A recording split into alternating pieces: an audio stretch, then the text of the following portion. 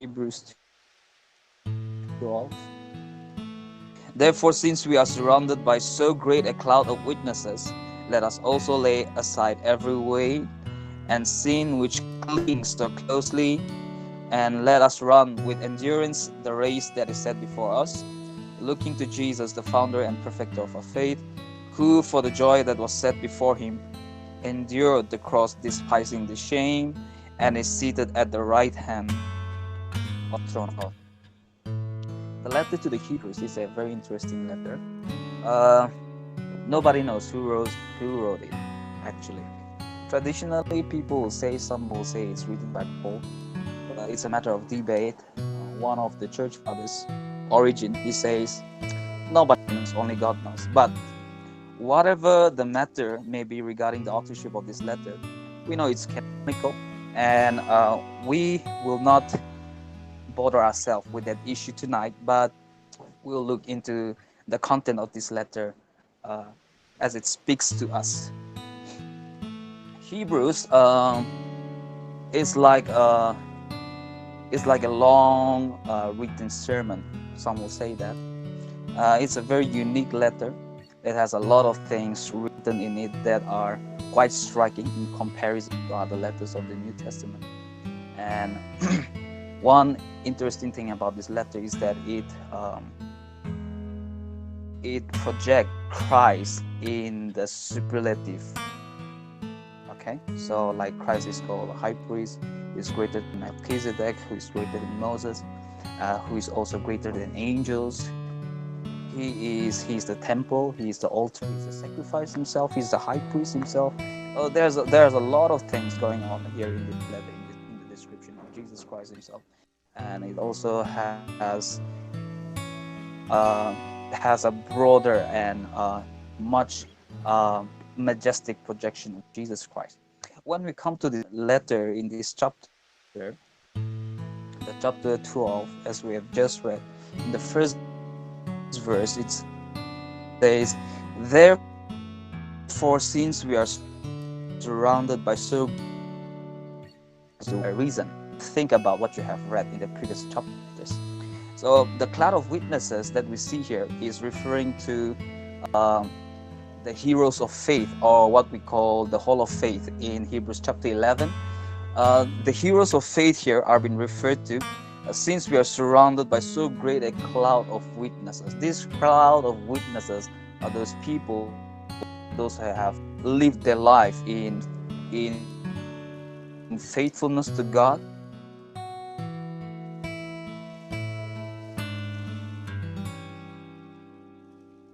like that. It drains you out spiritually. So if something is hanging on at your back, if something is attached with you, if something is coiling you or clinging to, seeing that clings so closely, these sins are things that we love so dearly in spite of our relationship with God. We like doing some stuff away out of our area of faith. Sometimes we try to compartmentalize our lives in sections, like church life in that box, family life in that box, studies, academics in one box, But as Christians, our life are a total surrender and a total influence of God in every area. So here we see these things that can cause our progress in faith. Weight, anything that is obvious, that is clinging to us so closely. Some things are very, very, very close to us. We love those, honestly. And let us run with endurance the race that is set before us. Running with endurance. A Christian life is not a life that is calm and peaceful all the time. So the word endurance is agon in Greek. So it has this influence even in the English language. The word agony comes from this word. But endurance here is like we bear our challenges, our difficulties, our hurts, our pains, even as we walk in our faith life. Romans chapter 8 talks about it in an extensive way. Even chapter 7 talks about our struggle with sin. But in this world, even as we face difficulties and challenges, it is our responsibility as well, since the Spirit has been given to us. He strengthened us to go through this. So here it also gives us an example of a Christian life in a very brief and short manner. Let us run with endurance the race that is set before us. Our race, there's a finish line in our race, and we have to look forward to it as we run, as we continue running towards the goal. What is the goal? What is the goal? The answer to that question comes in verse number 2.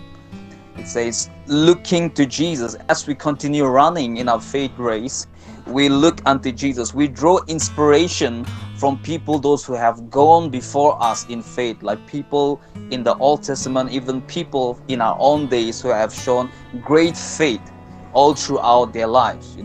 People like Abraham, Enoch, Noah, Sarah, all these people from the Bible.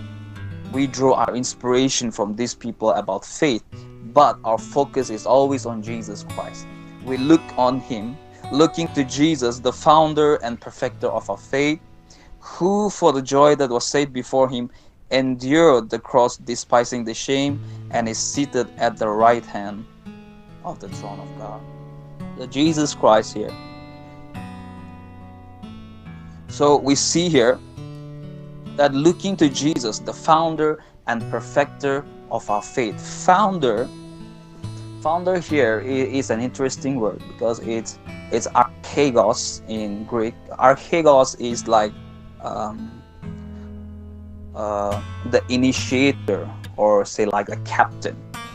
In the book of Numbers 13, Numbers 14, we see the 12 spies of Israel sent into Canaan to spy the entire region, to go around, look for things in the region, take a proper and consistent and critical look at the area, the inhabitants, and also all the things that is necessary to watch and to look after. These people goes and spies them. So these people are called archegos. Okay, in the Greek Old Testament has a Greek version called the Septuagint. In that version, these spies are called archegos, because they are the first people to enter into the land and they spy. So they are archegos in that sense, is a captain or a leader or a person who clears the path, for the others to follow on later. So Jesus is called the author or the founder or the leader of our faith, author and perfecter. Teleotes is another word that's translated as perfecter here. So we see Jesus, who has gone through the challenges and the sufferings, the limitations of this world, the flesh as well, and the challenges of this world. As we see in the Gospel of John, we see Jesus saying, do not let your hearts be troubled, because He has overcome the world. So in this world we will face a lot of troubles, but Jesus has overcome the world. So we see that kind of picture again here in this verse, where we see the letter to the Hebrews. The author, he is saying Jesus, the founder and perfecter of our faith. So in that sense, Jesus, He has already cleared the path for us. We are to follow in His ways, in His path. He has gone to the unknown. He is the first person to step into the unknown. To step into the unknown, to step into the things that we have not tested yet. So if you read the letter of Hebrews in sections, you will find Jesus is called a high priest who has been tested in every ways. That is why he can sympathize with us in our weaknesses and in our temptations. Also, we see Jesus being projected as a son who has lived an obedient life to the will of the Father, and he has set as us an example of living a life of obedience, even though he was the Son of God. And through this obedience, he has been perfected.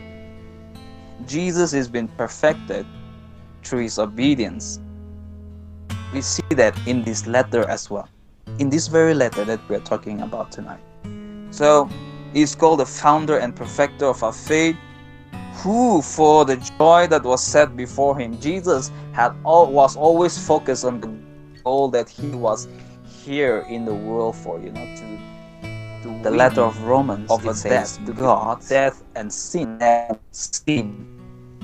in the flesh of Jesus, overcoming sin, and God raised him from the dead. That we see Jesus in that sense, even here, that he is the founder and perfecter of our faith in that way. So he saw the goal and the things that he should do, who for the joy that was set before him endured the cross. You see,